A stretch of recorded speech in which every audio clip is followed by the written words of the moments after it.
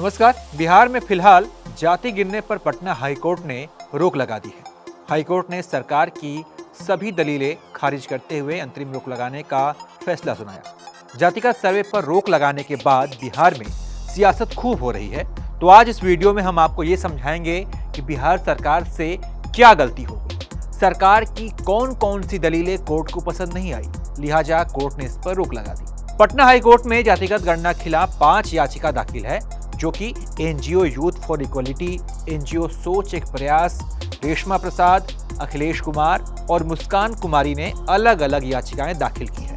Court उन सभी याचिकाओं को मिलाकर सुनवाई कर रही है। सभी याचिकाओं में अलग अलग तर्क भी दिए गए हैं, जैसे कि एक शख्स जो कि ट्रांसजेंडर हैं और ये जाति आधारित नहीं बल्कि लिंग आधारित जनगणना की मांग कर रहे हैं। 6 जून 2022 को बिहार सरकार ने जातिगत सर्वे को लेकर एक अधिसूचना जारी की। सरकार की ओर से कहा गया कि बिहार में सभी जातियों और उसके उपजातियों को गिना जाएगा। इसका मकसद कल्याणकारी योजनाओं को बेहतरीन ढंग से लागू कराना बताया गया। 7 जनवरी से 15 मई 2023 तक 2 चरणों में इसका काम पूरा होना था। सरकार ने बिहार के जातियों के लिए 215 कैटेगरी भी बना रखी थी।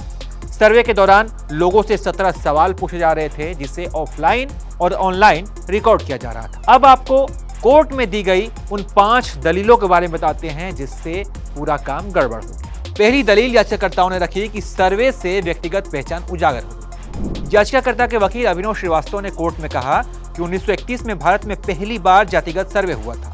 उस वक्त देश में 74 जातियां रिकॉर्ड में ली गई थी। बिहार सरकार के कथित सर्वे में 215 जातियां रिकॉर्ड में है। सरकार भले ही इसे सर्वे बता रही हो, लेकिन जो तरीका है वो जनगणना का है और इससे व्यक्तिगत पहचान उजागर होगी। अगर ऐसा होता है तो ये आम लोगों के लिए खतरा है। किसी के व्यक्तिगत पहचान को निजी लाभ या हानि के लिए इस्तेमाल किया जा सकता है। दूसरा जो दलील रखी गई याचिकाकर्ताओं की तरफ से वो था कि फॉर्मेट जनगणना वाला है, मकसद साफ नहीं है। याचिकाकर्ताओं का कहना है कि बिहार सरकार ने जातिगत सर्वे के लिए एक फॉर्मेट तैयार किया है। ये फॉर्मेट जनगणना वाला है, सर्वे वाला नहीं है।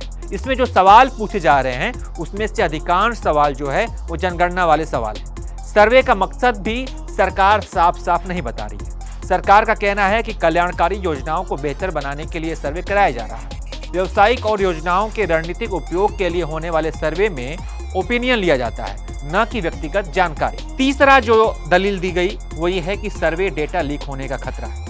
याचिकाकर्ताओं की ओर से कहा गया कि सर्वे का डेटा लीक हो सकता है और इसका उपयोग दूसरे जगहों पर निजी फायदे के लिए किया जा सकता है। दलील में कहा गया कि सरकार ने डेटा सुरक्षा के लिए कोई खास इंतजाम नहीं किया है। सरकार स्वैच्छिक आधार पर इस डेटा को इकट्ठा कर रही है और डेटा अगर लीक हुआ तो कौन इसके लिए जिम्मेदार होगा। चौथी जो दलील रखी गई वो है कि सर्वे के लिए इमरजेंसी फंड का उपयोग। याचिकाकर्ताओं के वकील दीनू कुमार ने अपनी दलील में कहा कि बिहार सरकार इस सर्वे के लिए इमरजेंसी फंड का उपयोग कर रही है।